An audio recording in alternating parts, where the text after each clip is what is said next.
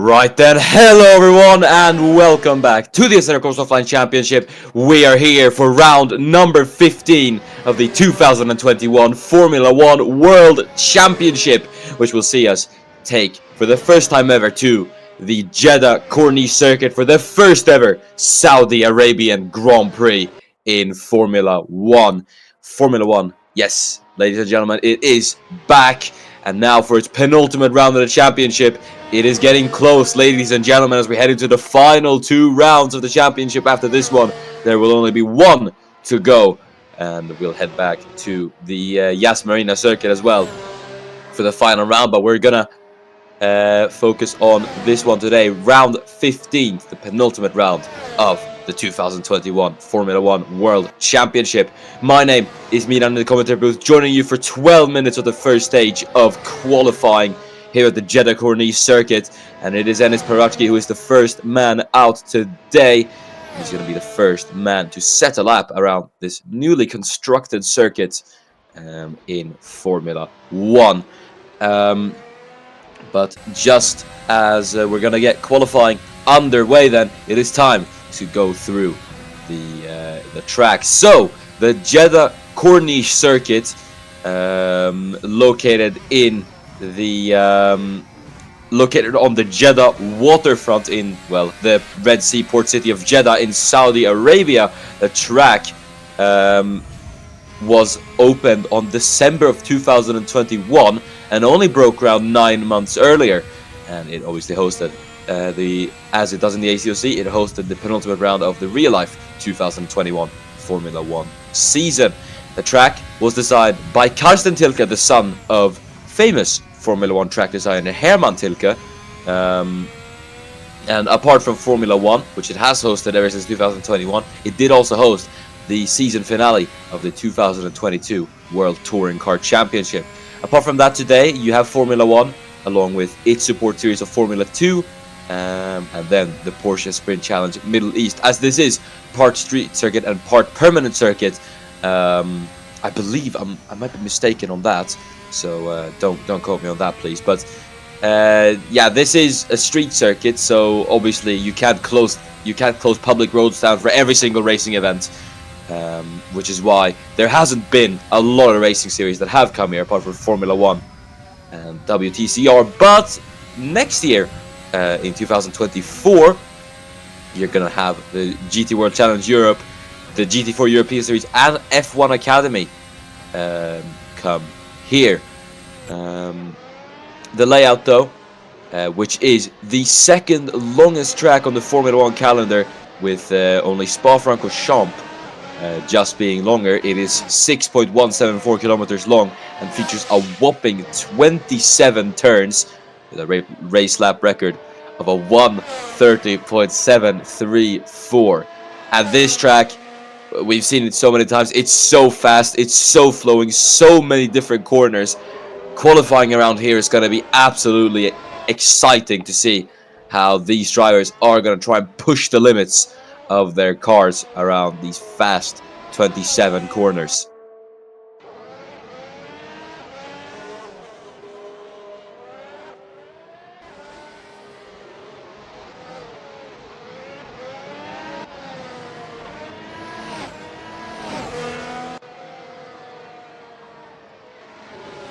And today is a day of big importance as well. Not only that we're hosting the inaugural Saudi Arabian Grand Prix, but that the championship is reaching its peak levels at the moment. Enis Paratsky, who was able to retake the lead of the championship after his win last time out in Qatar, now sits only 1 point ahead of Alfred Klaus in the championship. So Klaus, who has had an incredible second half of the season, has really gotten himself up there in the championship fight and has emerged as the main protagonist alongside Enis Paratsky to try and win the 2021 title. Jesper Johansson, who has had a really poor last 3 rounds, will be looking to try and bounce back here today at Jeddah. We'll see if that will be the case, but the championship is slowly slipping away from the two-time world champion's fingers. As we have the first 20 times on the board, and it is Dennis Groff who is fastest with a 130 point flat. And your bottom 5 currently is Arnold, Alexander Arnold in the Williams, followed by Daniel Fraser, Jesper Johansson, and then Victor Albom.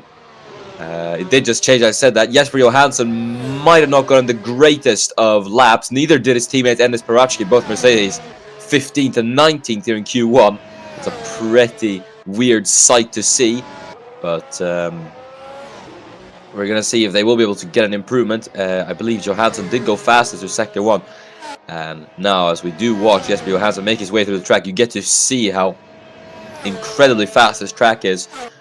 I believe it is the track with the highest average speed in Formula 1.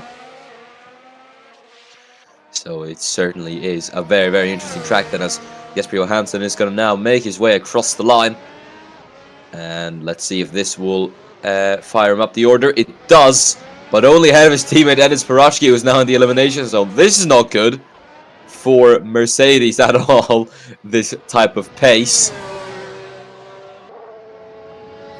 So you can see both Johansson and Parachki have in fact set the exact same lap time with a 1:39.11. So the two Mercedes teammates looking inseparable at the moment, just maybe not in the positions they would have liked to be in. So Parachki now rounds turn number 13. He's going to head through turn 14 and then straight into turn 15, 16 and 17 complex. So difficult to narrate qualifying laps around this track, just due to how many corners come at you. It's such a difficult track, and you really need to be, if you want to get a good lap here, you really just need to be focused to the maximum. As we just have to see if Enes Parachki will be able to improve and get himself into the top 10 along with the two Red Bulls. At the moment, though, looking at some pretty good laps at the moment. Alex Broster sits in 8th, following disappointing Q1 exits, and I believe two of the last qualifying sessions. So Broster will be looking to get back up to his usual qualifying form as Parachki comes in. Let's see if Jesper Johansson will improve on this lap. The answer is yes, but it's only 16th. What's going on with Mercedes here today?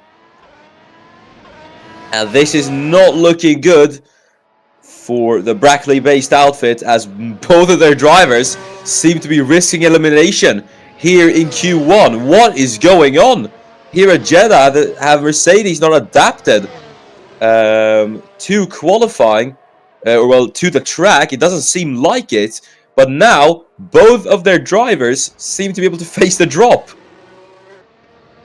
And this could be highly, highly controversial, as there is Tomas Mandic, and I think the Croatians had enough. Let's see this from Tomas Mandic. He's side by side with the Haas here, and oh, there's contact. Mandic into the barrier, clips the back wheel of the Haas car there. There's going to be a bit of damage to that Aston Martin, but he will be able to continue. As he now goes down to 9th, Josef Fredrik Schuto goes up into 8th. McLaren looking good as well. McIntyre in 2nd with Schuto in 8th. Good stuff from them. Let's see if they will be able to make Q3 here today as well. Especially Josef Fredrik Schuto, who did go pointless. As there's Tomas Mandic moving out of the way by the man who replaced him at Ferrari, Luca Farina. So we're going to see Jesper Johansson now. Just saw him briefly, and he is going to come into the pit lane actually, Jesper Johansson. And that might be big, because we don't know if he is going to come out again. And that could mean that the Swede could be knocked out here in Q1. And that certainly is what he's hoping for, as McIntyre is having a bit of a scrap with Enes Parachki here. Parachki struggling as well, it seems like, here in qualifying, as he's there on the inside line of McIntyre. The two are going to go side by side, demonstrating the racing capabilities here at Jeddah as they go wheel to wheel. You can see how fast this is. Such a huge step up from as there's a bit of a brush into the barrier for Enes Parachki. That's not good news for the Macedonian, and now he's going to have some damage as well, and I fear that might not be any improvement for Enes Parachki. I think that we could see both Mercedes cars out here in Q1. Not good at all for Enis Parachki. And you can see as the timer ticks down, out of 1 minute 30, there it is. And there's the official confirmation. Jesper Johansson is knocked out here in Q1 at the Saudi Arabian Grand Prix. And I hate to say it, but I think that is Jesper Johansson's title hopes over. I don't think he is going to be able to do anything better. And Enis Parachki certainly doesn't want to make it a double Mercedes elimination here. He at least wants to get himself out of his teammates. He's going to get one flying lap in, albeit with a damaged Mercedes. I'm not sure if he is going to be able to get an improvement in. But Parachki will be trying to push the limits. He'll try to do his best to at least get himself ahead of, to at least survive the drop. We'll just have to see if Enis Parachki will be able to do it. Otherwise, this could be one of the greatest upsets we've seen in Formula 1 history. Parachki then, as he heads to turn 13, there's one of the Aston Martins. I believe that is Thomas Mandic. Yes, it is. It is Mandic in the Aston Martin. And Parachki, you can see he is approaching the Aston Martin, but he just cannot pass him. He is quicker, but he just cannot pass him because he's being held up there. He's now going to go to the he's now going to go up on the long side. Mandic there on the inside line. You can see how fast these cars go through Jeddah. It's nothing like we've seen with Formula 2 and Formula and Porsche Super Cup. I think, was there contact? Yes, there was. Mandic is in the wall again, and he made contact with Lewis McIntyre, it looked like. That's not good news for Lewis McIntyre. He's going to be a bit hampered on his lap. But let's see Enis Parachki then. The final hope for Mercedes. Will he be able to do anything here? Will he be able to survive into Q2? Or is it going to be both Mercedes knocked out as he's going to make his way across the line? And he's out! Both Mercedes are out! Here at Jeddah, Jesper Johansson, P16, and it's going to be Enis Parachki, P17. It's going to be this man who will be absolutely elated. Alfred Klaus, 1 point ahead of Enis Parachki. I think this is dreamland for Red Bull, and it's an absolute nightmare for Mercedes-AMG Petronas. And I think it is the first ever time in Formula 1 history where we have both Mercedes knocked out during Q1. Something's gone terribly wrong for the Silver Arrows, and they will not make it into Q2. It's Jesper Johansson, P16, Enis Parachki, P17. And the Mercedes garage will be absolutely frustrated with this one. Enis Parachki as well will not be happy about this at all. He is on another lap here. Is he actually going to finish it up? I'm not sure. There could maybe still be a glimmer of hope for the Macedonian, but I don't think it is, considering he was scrapping away with Lewis McIntyre on that lap. As he heads down to turn 27, the final corner. Looked a bit squirrely on the brakes there. And I don't think he's finishing up the lap. I think he's coming in. Yes, he is. And Enis Parachki can't improve.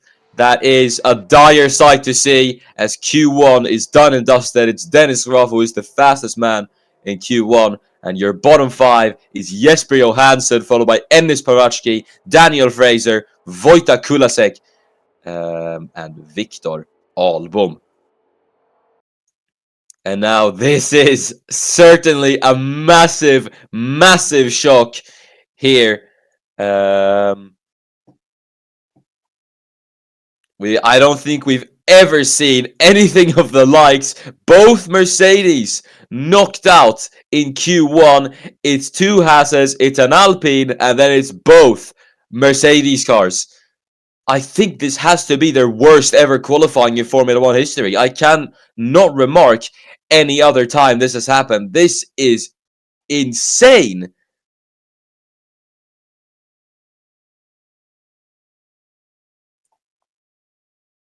And certainly Mercedes, and especially Enis Parachki, will have a lot to do if he still wants to be in championship contention here today. As he only leads by 1 point with Alfred Klaus. If he just finishes in the points here today, he'll be able to take the lead of the championship. So Enis will be hoping for an absolute miracle today. And Jesper Johansson as well doesn't want to continue this pointless streak that he has.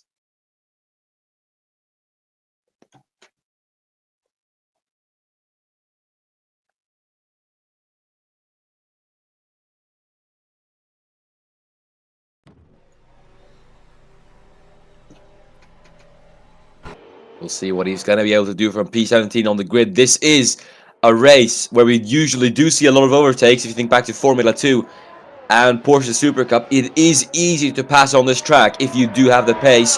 There is a lot of tire wear on this track as well. So the moment those tires seem to go out, as we had a brief helmet cam with me and that was pretty cool. But yeah, we're here for Q2 then. And as you see, both Alfa Romeos have made it through. Miran FG, who scored points at Qatar last time out, made a lot of pretty good overtakes. And we'll see if he will be able to carry that momentum on here today to Saudi Arabia. The former Formula 1 race winner with Ferrari. Spent about 2 seasons in Super Formula.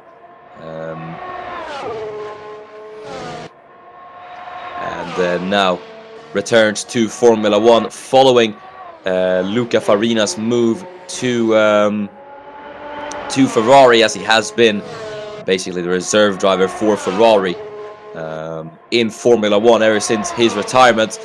But yeah, after the end of the season, he'll head back over the Pacific and back to Japan to Super Formula, as he's now just about to start his lap here at the Jeddah Corniche circuit.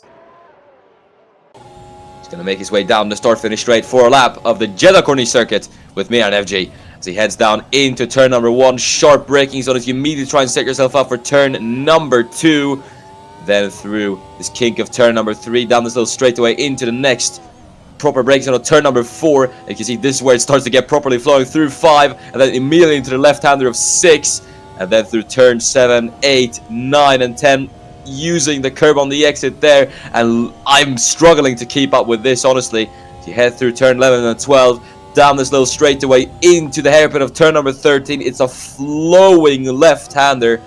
Important to get the right line through here and try and maximize your exit as well as you make your way through the right of turn number 14. And then into the chicane of turn 16. Just apply the brakes down into 6th gear as you immediately accelerate out of the exit of turn number 17 then. Down these little kinks, turn 18, 19, 20, and then 21. It's flat out through here. 8th gear as you shift down briefly through the chicane of turn 22 and 23. Now then through the left-handers of 24, 25, and 26 into the final corner as you have the DRS here, down into the last braking zone, the sharp left-hander of turn number 27. And you can really carry a battle through here if you get the run on them in the previous corners, and then especially if you maximize your exit through here as you head down the start-finish straight. And it's going to be across the line for Miran FG. Let's see what it's going to be. It's going to be at 1:31.2. It's a bit slower than what we used to see in Q1, so I don't think it was the greatest of laps for Miran FG. And Thomas Manders has gone 5/10 faster there. Alexander Arnold's gone about a 10th faster. FG's teammate Wale goes 2/10 faster than him. So Frederic Schuto is the man who's fastest at the moment.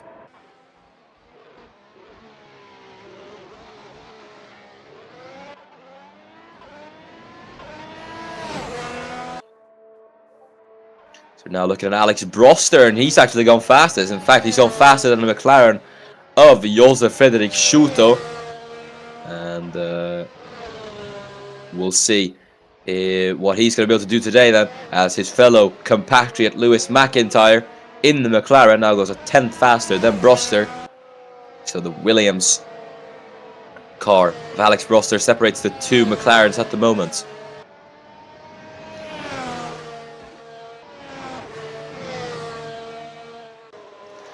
As there is Luca Farina going up as the 2nd. And now with Mercedes out in Q1, still so odd to say, honestly.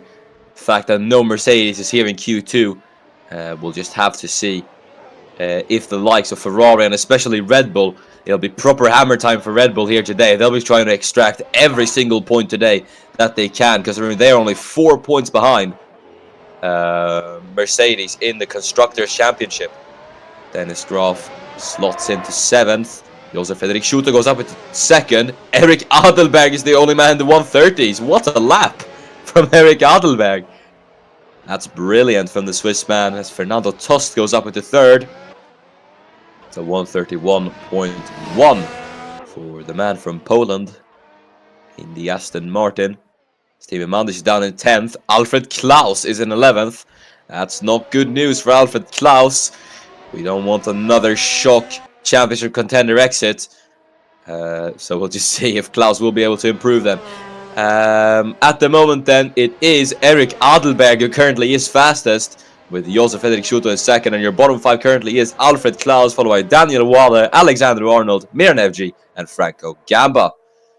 Seems like the Red Bull and Alpha Tauri seems to have switched places, as Adelberg is first and Klaus is 11th, but we'll see if Alfred Klaus will be able to get himself up there.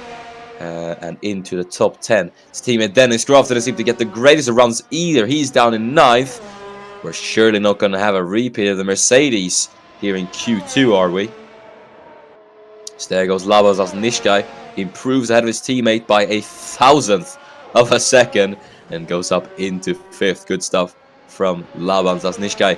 As Klaus now heads through turn 25 and 26. Miran Evji goes up into 13th. Thomas Mandic goes up into 8th and pushes Dennis Groff down into 10th as Klaus now goes round the final corner.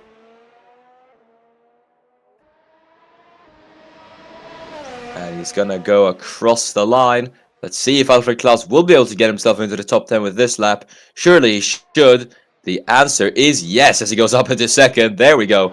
From Alfred Klaus, it's a 131.114. And again, I wonder what have they put in Eric Adelberg's cereal this morning, because he is the only man in the 130s at the moment. What a lap from Eric Adelberg as Lewis McIntyre now goes up into 2nd, and Klaus's lap has just pushed Dennis Groff down into 11th.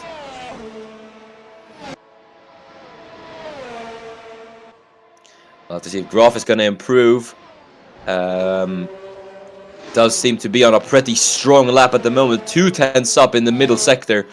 So he's just going to have to nail these final few corners, and he'll get himself up there safely with his teammate Alfred Klaus, as it seems that Franco Gamba's had an off.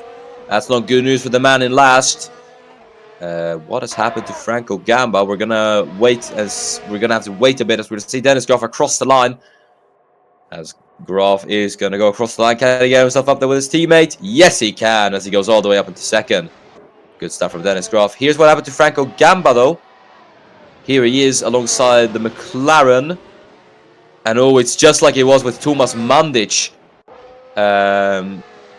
in Q1. Makes contact as Gamba is off the track. Oh no, that's a big accident for Franco Gamba. And something must have failed on that Alpine as he goes straight on into the wall. Huge accident for Franco Gamba. And again, we've seen someone off at turn 27. It happened in Formula 2 during qualifying. And it's now happened in Formula 1 to Franco Gamba. Big, big accident for Franco Gamba. That's not what you want to see. And I think that's certainly him out here in Q1. That was a big, big accident as well. I don't know at what speeds that was, but we can only hope that he is alright. That was straight on as well. I don't know what speed that was. If we could get a replay and just check.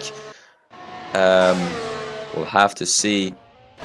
We'll have to see this this incident, and you can see there just on the speedometer he's going in 8th gear, and then just the car just doesn't turn, and he tries to brake. I can't see what does the speedometer read. Not sure.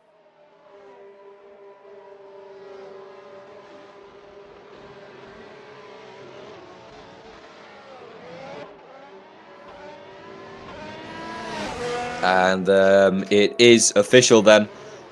I'm not sure if Franco Gamba is going to be able to start. And, well, not official yet, but I don't think those Alpine mechanics are going to be able to get it done. As here is Eric Adelberg. He's fighting one of the Alfa Romeos. He's going to go to the inside line heading into the final corner. That's Daniel Walle who's going up alongside. Walle, who's trying to improve on this lap, doesn't want to let Eric Adelberg pass. You can see he's almost shoving him into the wall. Daniel Walle, he's really not wanting to let this position go. As they head into turn number 1, Wallace there on the outside. There's a bit of contact between the two. Adelberg is shoved wide. And Daniel Wallace is going to try and do everything to keep his position. I wonder if there might not be any call from the stewards for impeding.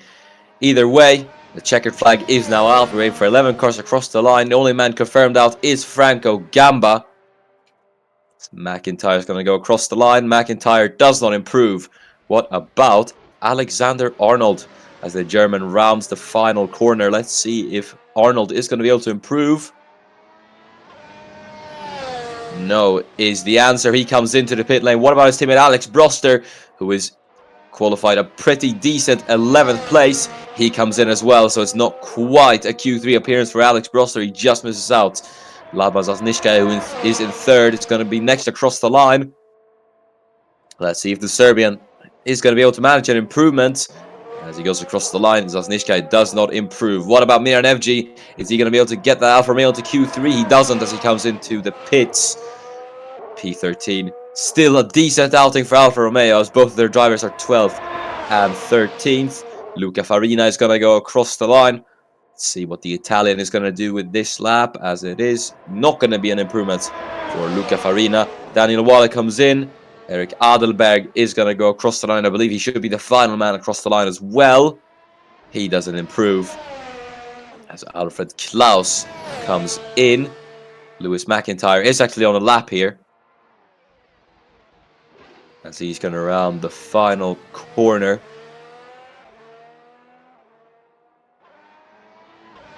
And McIntyre comes in. I believe he should be the final car across the line as well.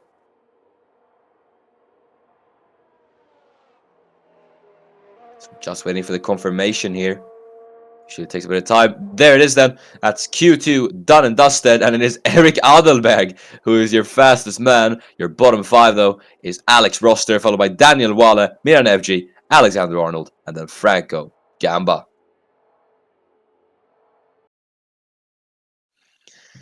And yeah, that is Q2 done and dusted then.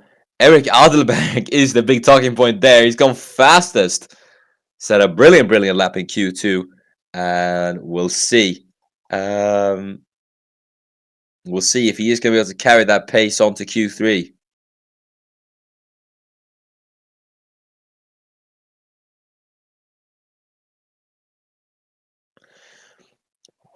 Alex Broster also missed out narrowly. They're in 11th, and it's a decent qualifier for the two Alfa Romeos as well, P12 and P13. Albeit it is a shame for Franco Gamba, as we have had official word.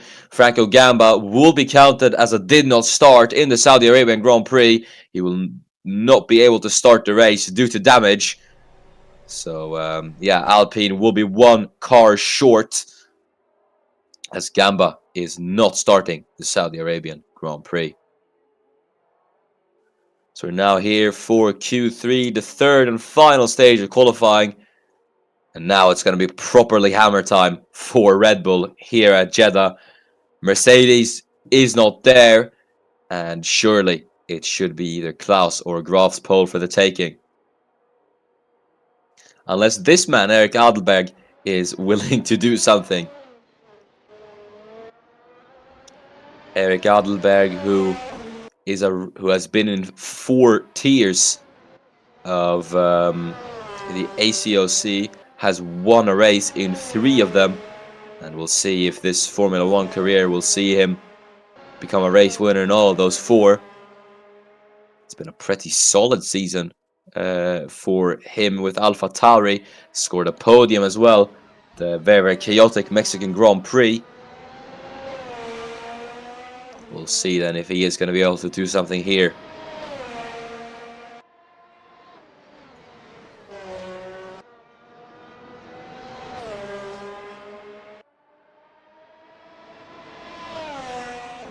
Eric Adelberg, who obviously was one of the biggest names last season, talked about in the ACOC, when he absolutely dominated in Formula 2, winning the championship by 45 points and taking 4 wins and then 6 podiums along the way. It was a record-breaking season for the Swiss man, and now he's here with Alpha Tauri.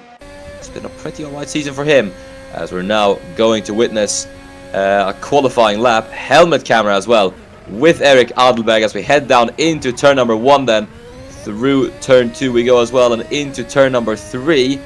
Now heading down this little straightaway through turn 7, 8 and 9, then now through turn number 10. You can see how fast this is as well, heading into turn 11, the left-hander now, as he's going to make his way down into the hairpin. Turn 13 on the brakes there, shifting down into turn 5, trying to maximize the exit there. So he heads to turn 14 and then into 15. Slight tap on the brakes there, still keeping it through 7th gear. So you head into turn number 18, then now through these flat out corners of 19, 20 and 21. So you're going to head into the 22 and 23 chicane. Really easy to run wide here. Want to try and maximize it through there. Nice and tidy from Eric Adelberg through those corners. So you head through turn 25 and then into 26, and then setting yourself up for the final corner, turn number 27, shifting down all the way onto 3rd, trying to maximize your exit through this corner as it's a sprint down the start finish straight now. And then it's going to be across the line for Eric Adelberg. It is a 1:31.6 for Eric Adelberg, so that is marginally slower than his Q2 time.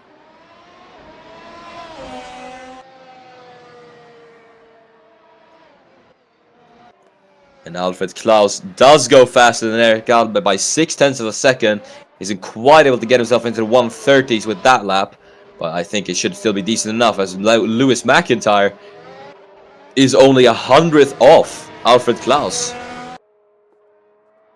So not bad from Lewis McIntyre, but we'll see if anyone is going to be able to top that time from Alfred Klaus. And surprisingly, it is Fernando Tost who has done it. Dennis Graf goes even faster. It's a 1:30.8. But what a lap from Fernando Tost, getting himself into the 1:30s. That's a brilliant lap from the Polish driver. Labazas Nishkai goes up into P5. There's Luca Farina slotting in behind his teammate as well. Josef Frederic Schuto now goes fastest. What a lap from Josef Frederic Schuto. Brilliant from the Slovakian. And he now goes fastest, and he's on provisional pole out of the bunch.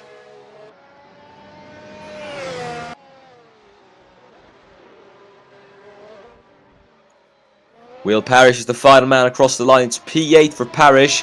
Not quite the pace that they had in Q1 and Q2. I think a lot of drivers seem to have picked up the pace.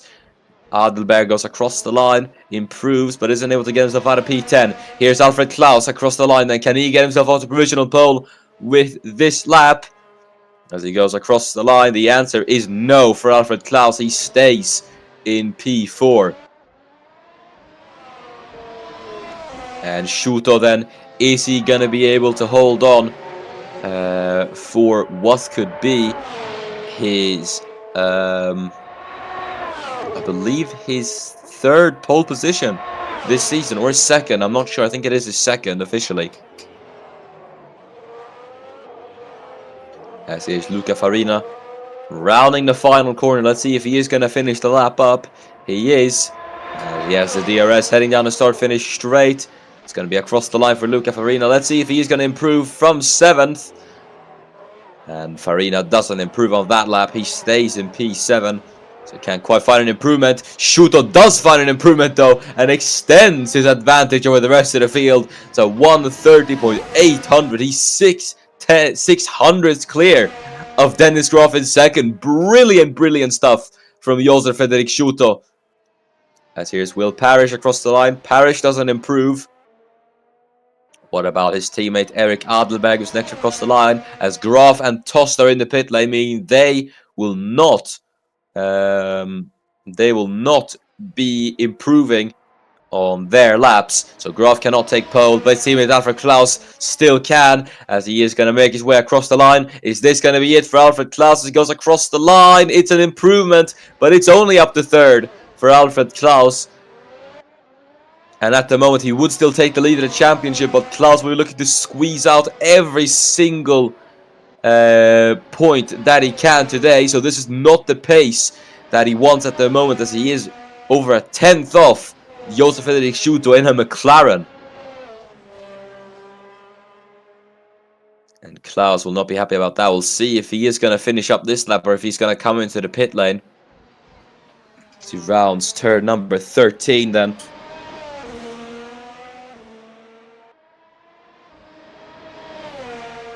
Heading down turn 15 and 16. There's Luca Farina with an improvement up into 5th.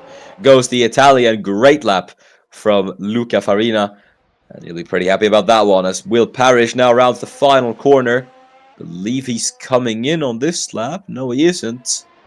He is going to finish up the lap. Let's see if the American is going to improve, as he's going to make his way across the line. And Parrish does not improve that, as the checkered flag now falls. I believe Parrish might get another lap, and if he's lucky, Adelberg is going to go across the line. Can he lift himself out of 10th position with this qualifying lap? And he doesn't. Eric Adelberg will stay in 10th.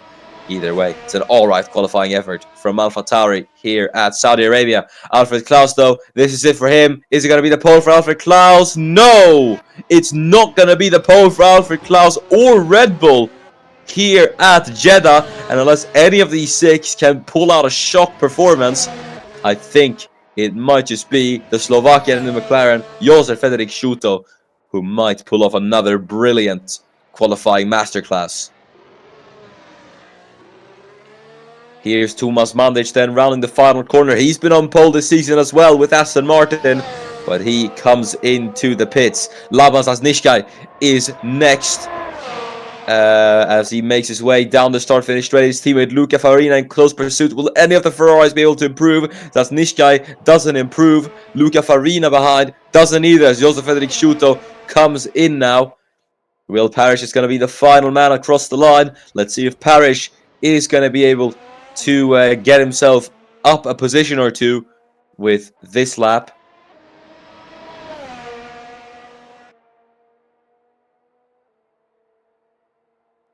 So he now goes across the line. Will Parrish does not improve, and I think that is it, as we're just awaiting confirmation then. I believe that is all the cars across the line. Don't think there is anyone else on a flying lap, and there it is. And on pole position for the first ever Saudi Arabian Grand Prix, it is Josef Frederick Schuto claiming pole position here at Jeddah. And again, brilliant qualifying from Josef Frederick Schuto. That is what you love to see. He has been insane this season in that McLaren. It's been absolutely overperforming. Now that he's finally been able to unleash his true potential, he is absolutely incredible.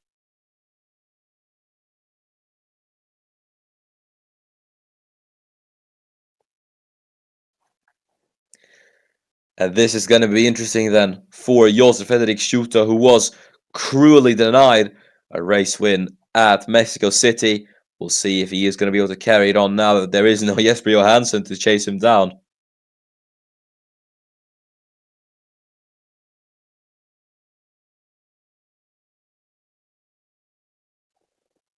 Dennis Graf lines up second. It's a decent qualifying for Dennis Graf as well. He'll be happy with lining up on the front row, but his teammate Alfred Klaus will not be too satisfied with lining up behind his teammate. So I don't know if there might be any team orders at Red Bull, or if they're just going to let their 2 drivers race.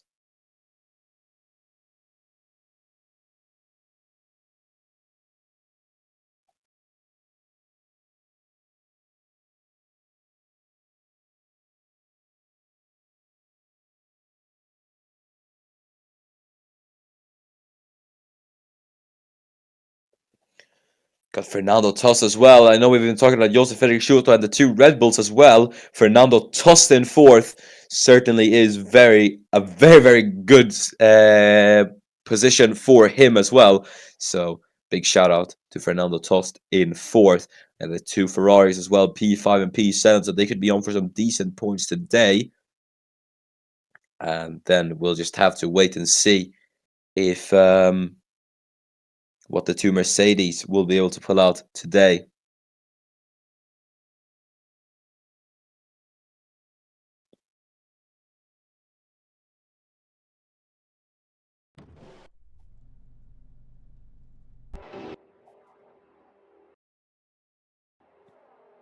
It's going to be a very interesting Saudi Arabian Grand Prix as well, as the person who's leading the championship will be starting P16, and then the man who is 2nd will be starting in 3rd. Either way, we're now ready then. It's 19 cars lined up on the field as we're going to prepare for the Saudi Arabian Grand Prix. But just before we get underway, it's time to go through the qualifying grid before lights out for the Saudi Arabian Grand Prix. And it is Josef Frederik Schuto in the McLaren on pole position, and lining up on the front row it is world champion Dennis Graf in 2nd. Alfred Klaus, favorite to take the lead of the championship today, starts in 3rd with Fernando Tost in 4th place. Luca Farina is 5th with Lewis McIntyre in P6. Lama Zasnishkai is 7th as Will Parrish lines up in 8th. Thomas Mandic is 9th with Eric Adelberg rounding out the top 10. Then we have Alex Broster in 11th, narrowly missing out on Q3. Daniel Wale just behind him. Then it's the other Alfa Romeo of Miran Evji starting in 13th with Alexander Arnold in P14. Then the absolute shock of the day, the 2 Mercedes starting P15 and P16. Jesper Johansson leads his teammate Enes Parachki. Both of them will have a lot to do today as Daniel Fraser is behind in P17. Wojtek Kulasek, very poor qualifying for him as well, down in 18th. And then Victor Albom rounds out the final position on the grid. So we're going to get ready for what's shaping up to be an exhilarating Saudi Arabian Grand Prix. The lights are coming up for 29 laps around the Jeddah Courtney circuit. And we're underway here at Jeddah. It's a good launch for Josef Frederik Schuto. Not quite for the 2 Red Bulls as Klaus and Tost are side by side. Alfred Klaus covers off the Polish driver into turn number 2. Farina is trying it on the Aston Martin now as he's having a look on the inside line there. Lewis McIntyre in 6th. He's going to try to hold off Lavas Nishkas. Everyone makes their way through the first couple of corners. Enes Parachki and Jesper Johansson haven't made up any spots. Parachki's looking to eye up his teammate Jesper Johansson. It's Lavas Zasnishka then. It's going to be side by side with Lewis McIntyre. Not quite, as there's Parrish. Could try and line up a move on the Ferrari. He's going to go to the inside through turn 13. It's Parrish versus Zasnishkai. Adelberg's fighting Mandic there as well, as Parrish is able to do it. Mandic and Adelberg are going to be wheel to wheel though, as Thomas Mandic I think isn't able to get the Swiss man, and Adelberg does get himself up into 9th place then. So we make their way through the middle sector now. Lamas Zasnishka, here he is chasing down Lewis McIntyre then. Daniel Wale is going to try and get Alex Broster for 11th, as FG's wheel to wheel with Alexander Arnold. Broster runs wide. Wale is going to slip through into 11th. FG's now going to try it as it's a proper Williams versus Alfa Romeo battle. As Arnold tries to back up his teammate there. Here's Will Parrish to the inside line of Lava Zasnishkai. Zasnishkai tried it on inside of McIntyre, but had to back out as Parrish sent an absolute dive to the inside line of the Serbian. So they're going to be wheel to wheel now, heading down the start-finish straight. Zasnishkai is going to try and put the squeeze there in the background. You have Zasnishkai, Adelberg and Mandic going wheel to wheel as well as they bang wheels then through turn number 1. Parrish on the outside can't quite get him as there's contact in the back. That's Adelberg. He's out. Eric Adelberg is out at the Saudi Arabian Grand Prix, and he's run off the track and stalled it. And there's been contact, big contact in fact. He's been tagged by Thomas Mandic, is spun round and out of the race. And that's our first DNF. First here's Jesper Johansson. He's going at it with Miran Evji in the Alfa Romeo. As Enes Parachki has fallen down to 17th. What's happened to Enes Parachki? It's not good news for Parachki then. As he's dropped down a few positions. Jesper Johansson is up into 13th. And he's chasing down his former rival Miran Evji, who's now in the Alfa Romeo. Mandic though runs wide. Here comes FG on the inside line through turn 13. Does Thomas Mandic have damage? Now he definitely does have damage. And this might not end well for the Croatian, as we usually do see what happens to people with damage here at Jeddah. Jesper Johansson though is trying to overtake me on FG. FG himself is trying to get past Thomas Mandic, but is struggling to get past him. He's going to try it now on the inside line. Mandic breaks late though, and FG gets a poor run. Here comes Jesper Johansson then on the outside line of the Alfa Romeo. The two countrymen go wheel to wheel then. Johansson's there on the inside line and should be able to power through Miran FG there, and does do so, but FG still there on the outside line, still trying to hang on to his position as they will be wheel to wheel. FG then using his experience to try and defend from Jesper Johansson. Jesper's going to have the DRS, but FG puts the squeeze on the Mercedes. We head into turn number 1. FG really isn't giving him a chance here as the two go wheel to wheel. They bang wheels a tiny bit, and Johansson loses out to Miran FG. Here comes his former teammate Alexander Arnold around the outside line, trying to take the opportunity to get past him, and around the outside he goes. Alexander Arnold gets up into 13.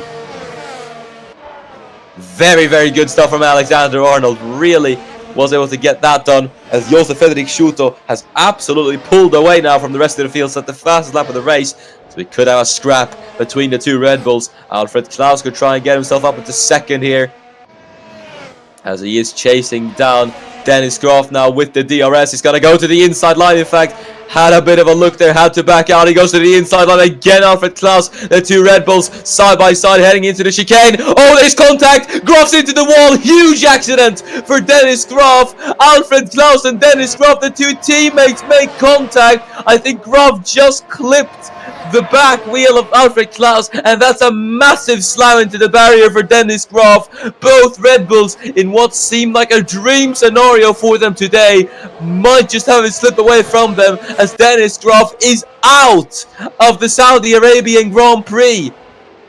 And that is major, major news. We thought Red Bull would come off absolutely spot-free, and Groff has just tagged the back of his teammate. That's a huge, huge impact for Dennis Groff. What speed was that? And you can see there, just tags the back wheel. I'm not sure if he understeered into the back of his teammate. I think he might have. So I think that might be on Dennis Groff. I'm not sure, but that's a huge, huge accident for Groff. Certainly not what you want to see. As here's Miran FG now promoted into the points. He's going to try and hold off Thomas Mandic for P10. As he's there on the inside line. Mandic with the DRS into turn number 1. There's a tiny bit of wheel banging between the two. FG still there on the inside line, trying to get Thomas Mandic now on the outside line. And Miran FG does get himself up into P10. Good stuff from the Alfa Romeo. Oh, that's Daniel Fraser. Yet another accident then, as this was Enis Parachki. Oh no! That is not good from Enis Parachki. And the Mercedes are really not having a good day. Not at all. As Parachki turns Daniel Fraser around. Here's Jesper Johansson now. Could he be in chance of a few points? Let's see. As he is on the back of Alexander Arnold, his former teammate who overtook him a few laps earlier. And Daniel Fraser is out for the Saudi Arabian Grand Prix as well. If you look a bit further up the field, here is Laban Zasnishkai on to Lewis McIntyre. Look how close they get them through the chicane. And I think with the two Red Bulls, I think it's just the fact that the turn through turn 22 and 23, it's such a tight corner. You can't really go side by side through there, as there is Johansson onto Arnold. Kulasek touched the barrier there. I think he went wide and just slammed into the barrier. That's not good news for Wojtek Kulasek, as here is Laban Zasnishkai onto Lewis McIntyre. Zasnishkai with the DRS, going to try and punch his way past now. Into turn 1 we go, and Laban Zasnishkai is up into 5th. Here is Jesper Johansson onto Alexander Arnold. Arnold has the run as well onto Thomas Mandic. He's going to be 3 wide into turn 1. No, not quite. Mandic just edges ahead as Johansson's there on the outside line trying to get the Williams. But Arnold defends his position valiantly then, as he holds off his former teammate Johansson for P12. And Jesper Johansson will be frustrated today as he just isn't able to do anything. Fernando Tost now, after Graf's accident, has been promoted up into third, but for how long will he be able to hold that, as Luca Farina is chasing down the Polish driver. He's going to try to get himself up into third. This could get very, very interesting then, as Farina now is the DRS. Is he going to be able to try it onto Fernando Tost? He's gaining, and he is gaining into the chicane, though he luckily doesn't try it there, but he's still close to the back of Fernando Tost. Is he gonna pounce into turn 27?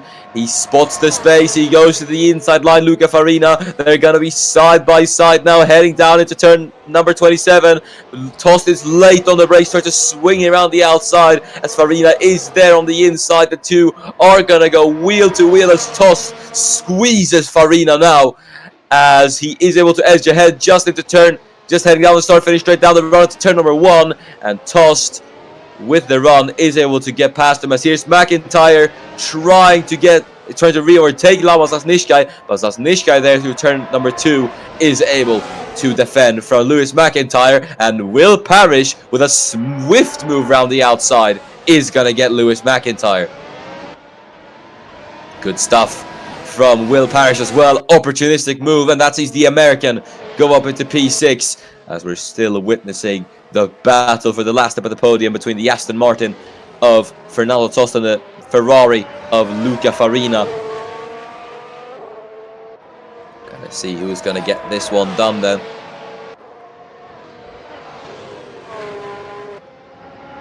So we head through turn number 16, through 19, 20, and then 21 and down into the 22-23 chicane.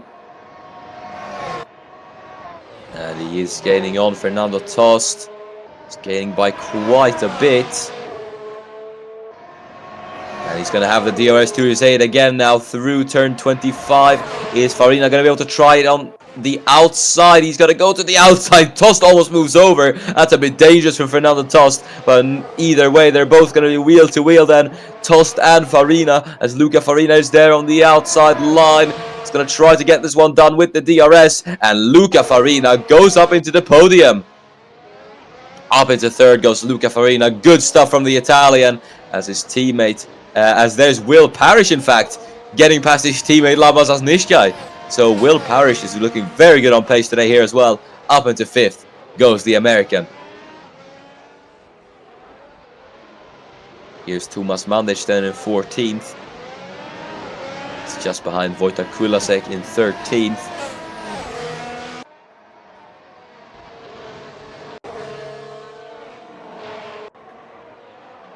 We'll see if Zasnishkai will be able to re-overtake Will Parrish, who has been looking incredible on the pace today. I have to say, he's been making overtake after overtake. We know how strong the DRS is on a track like this, especially the slipstream. Considering it's such a high-speed track, will Zasnishkai be able to reel in Will Parrish? We'll just have to wait and see, as Zasnishkai now has the DRS. Heading down to turn number 22, he's going to get close to the American, and he might just try it into the final corner as well, as he's going to be gifted the DRS now again. Let's see if this is going to be the case then, as he's going to have a look on the outside, quite possibly. Here comes Lama Zasnishkai, then it's Fernando Tost. He's back for revenge against Luca Farina. The two wheel to wheel once again then for this third place, as Fernando Tost is going to try and get it back in this epic fight for third. So they are side by side. Tost puts the squeeze on Luca Farina as we head into turn number 1. And Fernando Tost, take a bow. He gets his third place back from Luca Farina. So here's Zasnishkai.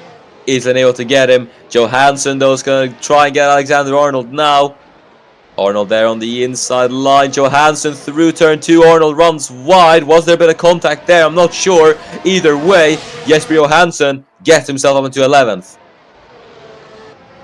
Here's Kulasek. Oh, very close to contact. I think there was contact. Arnold lost control for a bit, but wasn't able to keep it on the tracks. I think there might have been a bit of contact between Arnold and Kulasek. Lucky that didn't end in tears for Alexander Arnold.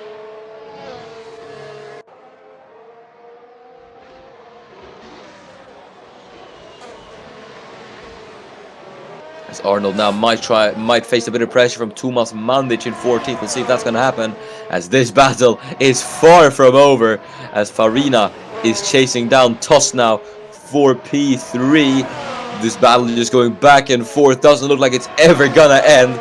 Epic battle for third we're having here. It's Farina now with the DRS. He's gonna have a look on the inside, has a look on the outside, switches to the inside, selling the dummy on Fernando Tost, who breaks late into the final corner now, as they will be wheel to wheel down the start-finish straight. It's Farina with the DRS. That's surely gonna give him the advantage heading into turn number 1.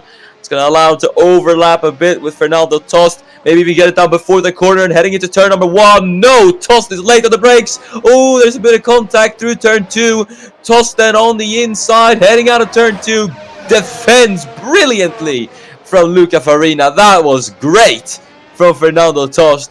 Late brakes into turn number 1. You love to see it from the Polish man. Oh, there's a bit of wheel banging between Arnold and Mandic. Mandic runs very wide though, and both Arnold and Viktor Album go wide. As oh no, that's Laban Zasnishkai, and I think he's out.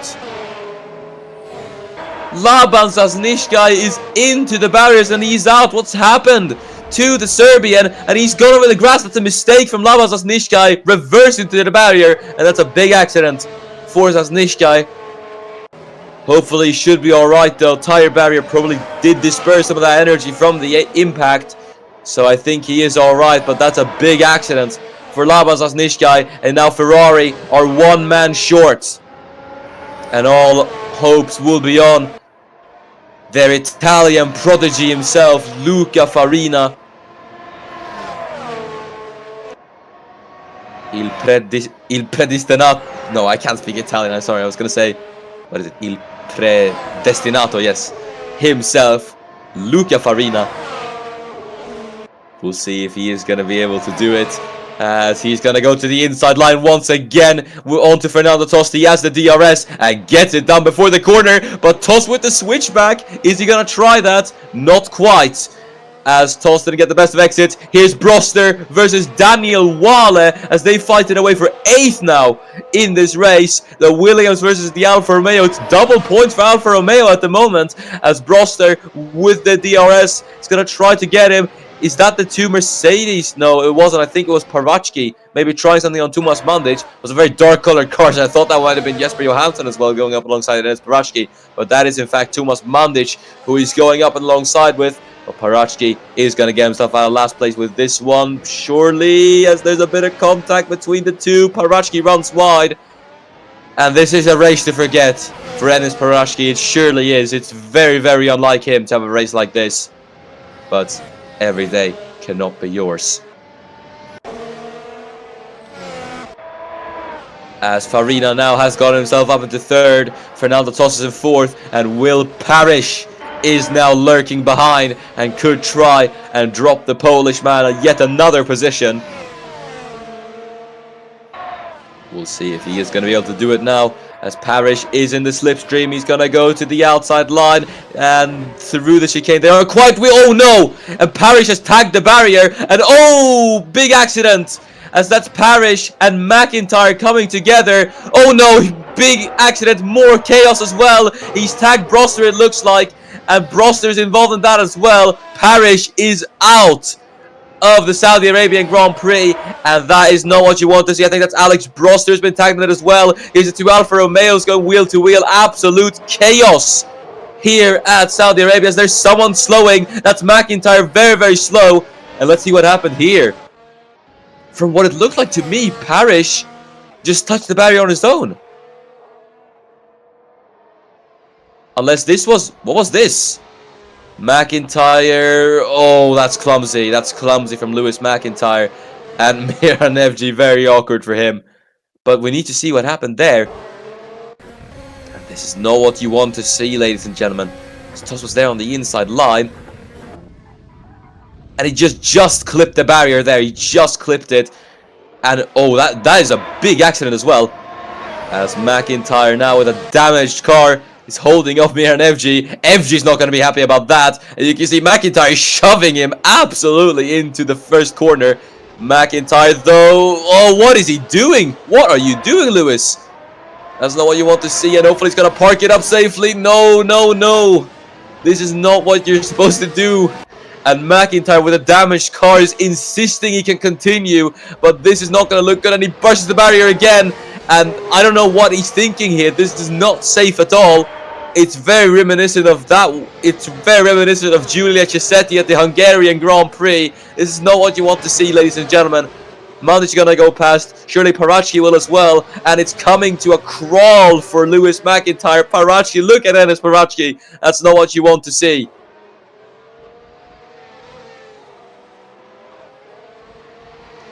And Paracci is going to get past. And McIntyre goes off and he's into the wall. And I think surely he should be out now. Yes, he is. He is going to be out of the Saudi Arabian Grand Prix. Pretty tumultuous tale comes to an end for McIntyre. Oh no, contact! That's Jesper Johansson, who has made contact with Broster, that looks like. And I think he won't be continuing much longer either. There's even more contact as well as Johansson. He's gonna do it.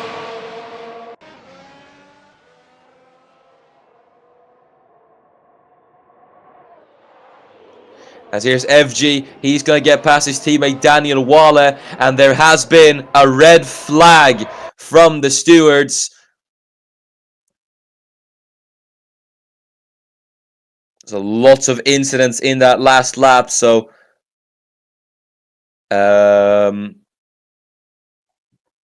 we'll see if we will be able to get a restart going. So yeah, we're going to be back in a bit, so sit tight until then, and hopefully we'll be able to get some more racing.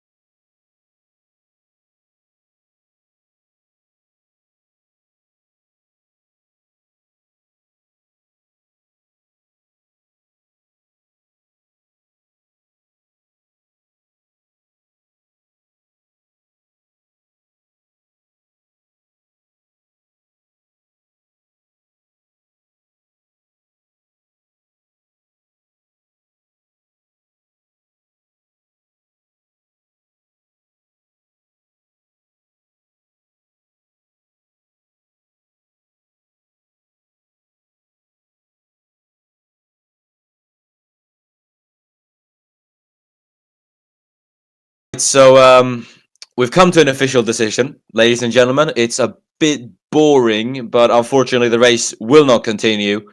Um, and in fact, the results of this race will not count either. So yeah.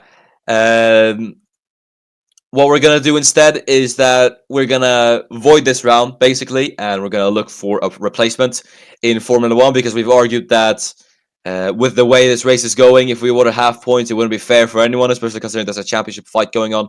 So um, we've argued that it's better for basically everyone watching and the league itself that we run it somewhere else. So again, apologies for the inconvenience, but sometimes things like this do happen. So, yeah, a replacement track will be announced in due time when we eventually figure out wherever that is gonna be. So, yeah, until then, thanks so much for watching and thank you for being patient. I have been Miran, and this has been Formula One.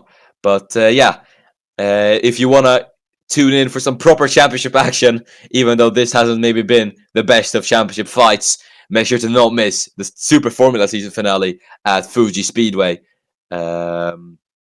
So yeah, that'll be at least a bit of consolation following what happened today. So yeah, until then, I have been Miran, and thank you for watching.